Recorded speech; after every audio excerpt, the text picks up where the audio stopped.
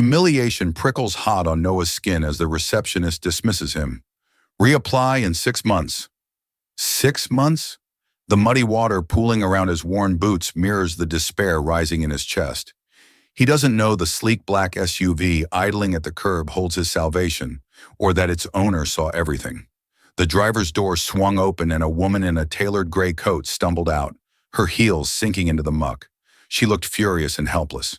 His phone buzzed with a reminder. Job interview in 10 minutes, but Noah didn't move toward the highway. He moved toward her.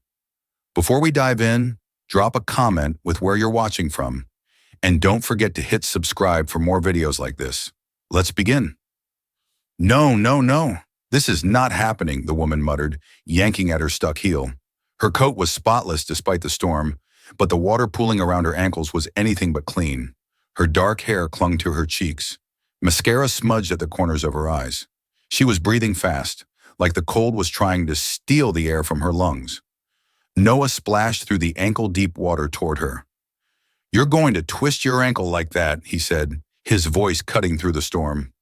She whipped around, startled. Her eyes flicked over him, a tall man in a faded flannel shirt, jeans caked in mud, a baseball cap shielding his face from the worst of the rain. I'm fine, she snapped, trying to free her shoe. No, you're not, he replied flatly, crouching to grip the heel and pull it free with one sharp tug. He handed it to her without meeting her gaze. Get in the car. I'll handle it.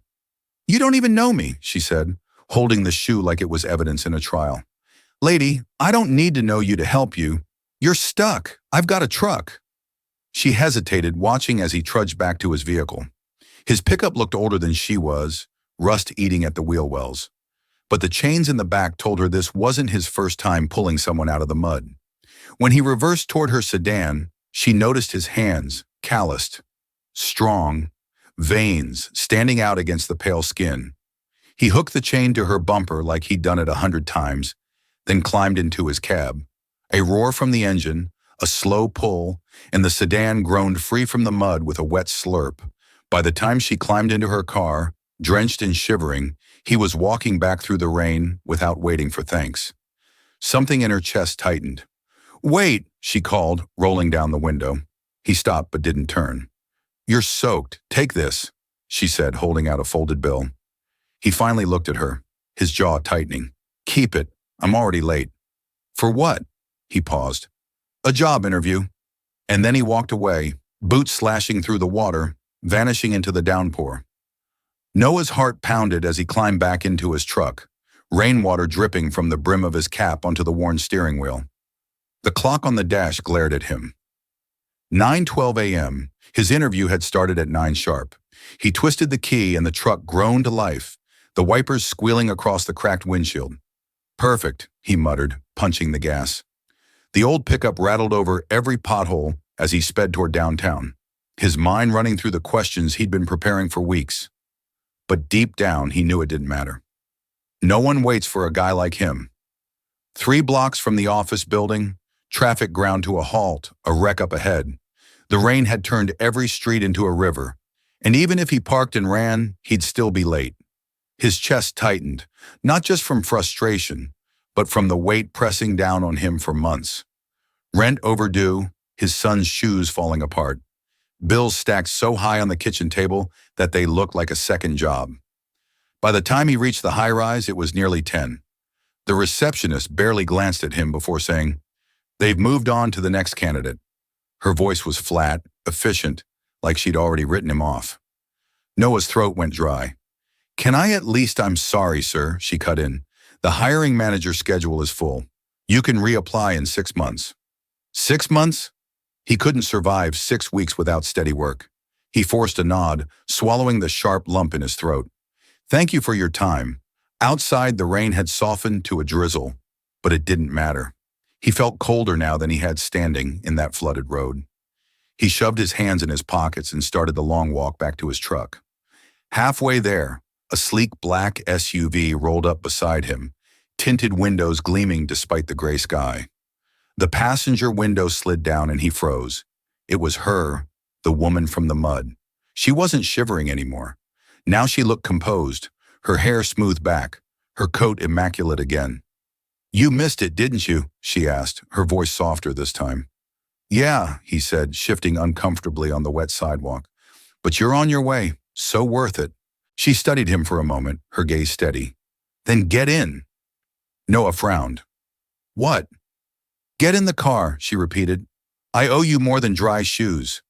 Something about the way she said it, calm, decisive, like she was used to giving orders and being obeyed, made him open the door and climb in without another word. The driver pulled away from the curb, and for the first time, Noah noticed the subtle details inside the SUV. The stitched leather seats, the faint scent of expensive perfume, and a folder on her lap stamped with a silver company logo he'd seen somewhere before. She glanced at him, a hint of a smile tugging at her lips. I'm Claire Dalton, she said, CEO of Dalton Tech. Noah blinked, the name hitting him like a thunderclap. Dalton Tech, the very company he'd just been turned away from. Noah stared at her, the hum of the SUV filling the silence. You're the CEO? He asked, disbelief heavy in his voice. Claire tilted her head, studying him like she was reading lines only she could see. Last I checked, yes. Her tone was light, but her eyes were sharp. And unless I'm mistaken, you were heading to an interview at my company this morning. Noah's jaw tightened. Yeah, I was. And you missed it because you stopped to help me. He gave a small shrug. You were stuck in the rain. Didn't seem like a choice. Her lips quirked. Most people would have driven right past or taken my money and left. But you didn't. The driver took a turn, and the SUV began climbing the winding road toward a cluster of glass towers perched above the city. Noah had only ever seen this district from a distance, usually while delivering packages or picking up scrap metal for extra cash. Now he was in it, so close he could see his reflection in the mirrored windows. I read your file, Claire said suddenly. My file? His brows furrowed. Yes, she said, tapping the folder in her lap. I keep an eye on all candidates for certain positions. You were on my list for a logistics coordinator role. Do you know why? Noah shook his head slowly. Your resume is unconventional, she continued. Marine Corps veteran, 2 combinations for bravery, small business owner for 3 years, volunteer at a community shelter. You're not just qualified, you're resourceful. But HR said you'd never make it past the formal process. Too rough around the edges. His stomach nodded. And they were right. I didn't even get in the room. She leaned back, crossing her legs. That's the flaw in the system. The wrong people decide who gets a shot. I prefer to see for myself. Her gaze softened. And this morning, I did. Noah looked away, staring at the rain streaking the tinted glass. I wasn't trying to impress you. I know, she said, cutting him off. That's the point. The SUV slowed, turning into a private garage beneath one of the tallest towers. As the doors closed behind them, Claire set the folder aside. You've got one chance to prove yourself, Mr. Carter. Not in 6 months. Not next week. Right now. He raised an eyebrow. What's the catch? No catch? She replied smoothly. Just a problem no one else has been able to solve. The elevator doors opened and she stepped out without looking back. You helped me out of the mud, Noah. Let's see if you can do the same for my company. The elevator ride to the top floor was silent except for the faint hum of the motor. Noah stood beside Claire, still dripping rainwater onto the spotless marble floor. His boots squeak-caked with every slight movement, sounding painfully out of place in the gleaming, high-tech world around him. When the doors slid open, the atmosphere changed instantly. Chaos. Phones rang nonstop. Voices overlapped, and the large digital screen on the wall flashed system failure in bold red letters. Several employees rushed past carrying stacks of papers, their faces pale and tense. Claire didn't break stride. Conference room now, she called out, and 3 senior-looking staff members scrambled to follow. She gestured for Noah to come with her. Inside, the room was all glass walls and polished chrome, overlooking a skyline blurred by rain. A long table dominated the center, scattered with laptops, coffee cups, and documents. One man, gray-haired and sweating, blurted out, Claire, the distribution tracking system crashed last night. We've got shipments in 6 states unaccounted for. If we don't restore it today, we're looking at millions in penalties. Millions? another added grimly. And lost clients. We've already had 3 calls to threaten termination. Claire dropped into her chair, calm but deadly focused. So fix it. The gay-haired man's voice faltered. Ma'am, our IT lead says it could take a week, maybe longer.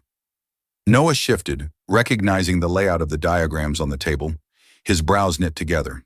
This is your logistics dashboard.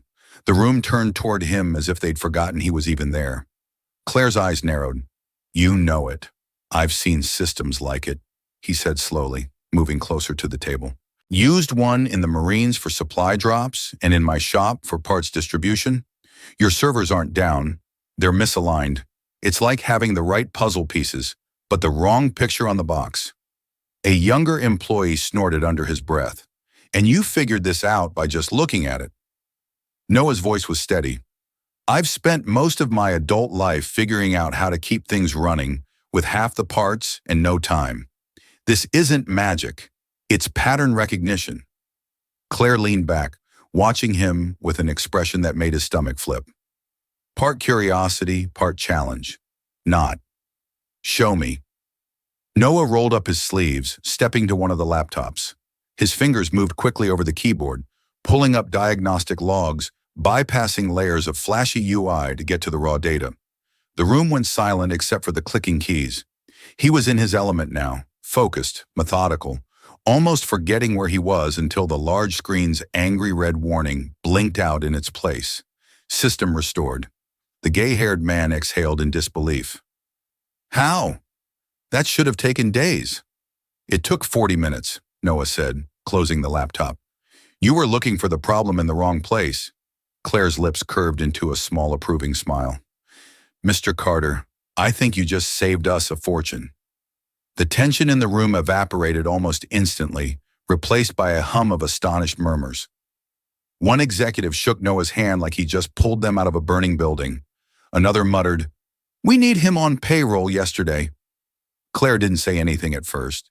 She simply stood, collected the folder from the table, and gestured for Noah to follow her out of the conference room.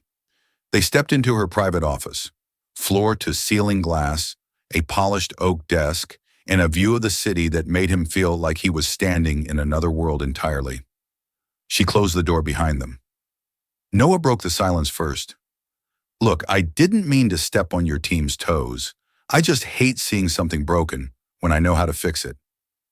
Claire set the folder down with deliberate care. And that's exactly why I want you here. He frowned. Here, as in full-time head of logistics operations, the position pays 6 figures, includes full benefits, and has room to grow. She said it like she was reading an address, calm and certain, as though the decision had been made the moment she saw him in the rain. Noah stared at her. You don't even know if I know enough, she interrupted. You put a stranger ahead of yourself this morning.